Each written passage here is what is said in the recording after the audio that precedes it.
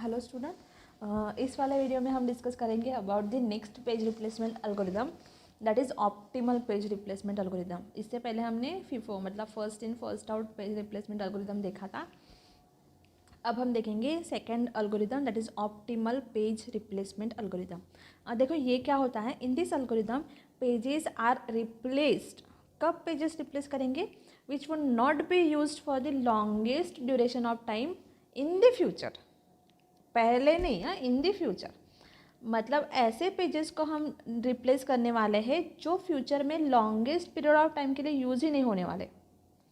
मतलब सपोज़ हम एग्जांपल ही देख लेते हैं। मैंने नीचे दिया हुआ है, तो कंसिडर करो कि there are page reference string है, दैट इज़ 70120304232 ठीक है। और पेज फ्रेम जो है वो है 4। पेज फ्रेम की साइज़ क्या है? 4। अब देखो 4 की साइज़ है और मुझे इतने सारे रेफरेंस स्ट्रिंग वहाँ पे डालने हैं। तो आपको पता है, देखो हम ऑप्टिमल पेज में कैसे होता है देखते हैं। तो सबसे पहले जब 4 की फ्रेम है तो 4 स्ट्रिंग मैं आराम से डाल दूँगी। सो पहला स्ट्रिंग है 7, तो 7 आया तो मैंने डाल दिया। फिर हाँ, बट 7 आया तो मैंने डाल दिया, लेकिन मेमोरी में पहले 7 नहीं था, तो वहाँ पे एक पेज फॉल्ट ऑकर होगा, ठीक है, क्योंकि रिक्वायर्ड तो है 7 बट है क्या अवेलेबल? नहीं, तो वहाँ पे एक पेज फॉल्ट ऑकर हो रहा है। फिर आया 0, फिर अगेन एक पेज फॉल्ट क्योंकि 0 भी नहीं था। फिर आया 1, अगेन एक पेज फॉल्ट, मतलब 3 पेज फॉल्ट हो गए अभी तक। फिर आया 2, अगेन एक पेज फॉल्ट, 4, ठीक है। तो यहाँ तक मिस जहाँ पे लिखा है ना, वहाँ पे एक एक पेज फॉल्ट ऑकर हुआ है, तो अब तक 4 पेज फॉल्ट हुए हैं। अब देखो 4 जब तक स्ट्रिंग आए थे तब तक तो हमें कोई ज़रूरत नहीं थी रिप्लेसमेंट की। अब जब 5वां एलिमेंट या फिर 5वां स्ट्रिंग आएगा तब हमें रिप्लेस करना पड़ेगा, क्योंकि पेजेस की साइज़ कितनी है? 4 फ्रेम्स की है। अब देखो यहाँ से हमारा स्टार्ट होता है एक्चुअल वर्क। जब 5वां स्ट्रिंग आया दैट इज़ 0, राइट, 0। सो यहाँ पे देखो 0 मुझे यहाँ चाहिए। अब मुझे 0 चाहिए, तो 0 है क्या अवेलेबल पहले से? हाँ, देखो थर्ड नंबर पे 0 अवेलेबल है। तो 0 अवेलेबल है तो पेज फॉल्ट होगा क्या? नहीं, क्योंकि वो पहले से अवेलेबल है। So no need of page fault, page replacement. फिर नेक्स्ट देखो, नेक्स्ट आया 3, ठीक है। नेक्स्ट स्ट्रिंग आया 3। अब देखो 3 यहाँ पे अवेलेबल है क्या? 2107, नहीं, यहाँ पे 3 अवेलेबल नहीं है। अब मुझे 3 डालना है, तो अब मैं क्या करूँगी? मैं सबसे पहले जो अवेलेबल एलिमेंट्स है उसको चेक करूँगी। तो सबसे पहले देखो मैं 7 को चेक कर रही हूँ, 2 को चेक कर रही हूँ। पहला जो एलिमेंट है दैट इज़ 2, ठीक है। 2 देखो, 2 कब यूज़ करने वाले हैं हम? कहाँ पे देखेंगे हम? हमारी जो रेफरेंस स्ट्रिंग है ना, इनपुट, वहाँ पे। तो वहाँ पे देखो 2, सबसे पहले देखो 2 कहाँ पे यूज़ होने वाला है? 304 और 2, ठीक है। 2 होने वाला है, जल्दी ही यूज़ होने वाला है। 3 के बाद 0, 4 और उसके बाद 2, ठीक है। तो मैं 2 को रिप्लेस नहीं करूँगी। फिर देखो नेक्स्ट स्ट्रिंग है दैट इज़ 1। अब देखो 1 कहाँ पे यूज़ होने वाला है?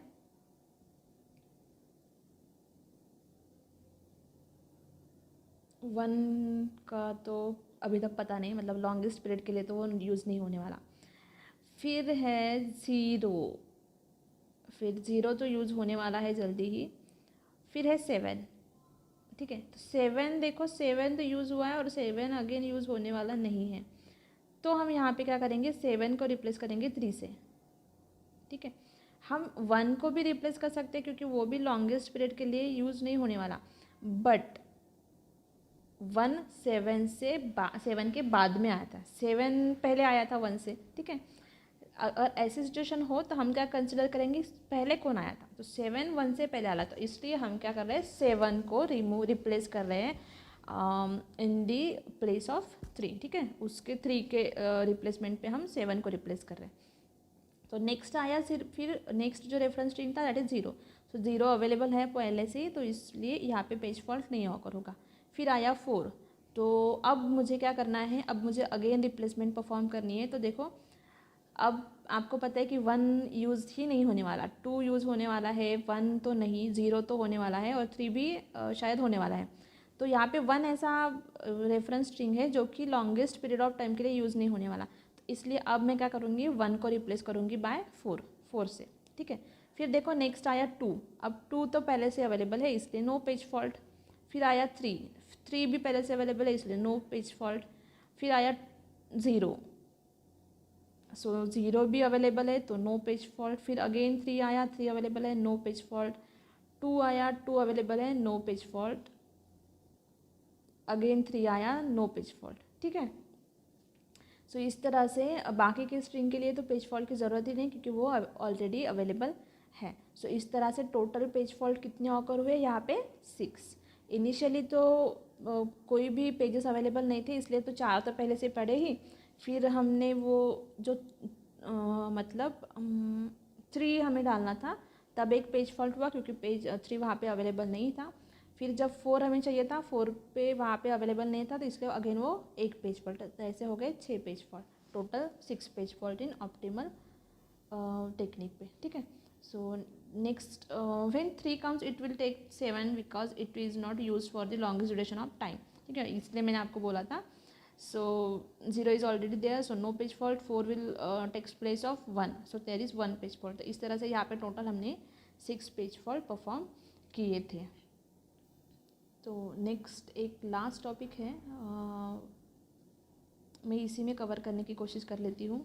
ठीक है, that is list recently used page fault, जो कि नेक्स्ट पेज फॉल्ट टेक्निक है हमारी। तो चलो यहीं पे देख लेते हैं, इसी में अगर हो जाए तो। In this algorithm page will be replaced which is least recently used, जो कि लीस्ट रिसेंटली यूज़ हुआ है उस पेजेस को हम रिप्लेस करेंगे। ठीक है, ऑप्टिमल पेजेस में हमने क्या किया था, जो लॉन्गेस्ट ड्यूरेशन के लिए फ्यूचर में यूज़ नहीं होने वाला उसको हमने रिप्लेस किया था। यहाँ पे लिस्ट रिसेंटली यूज जो रहेगा उसको हम करेंगे। तो एग्जांपल में देखो, वही एग्जांपल है और फ्रेम साइज भी 4 ही है, तो यहीं पे देख लेते हैं।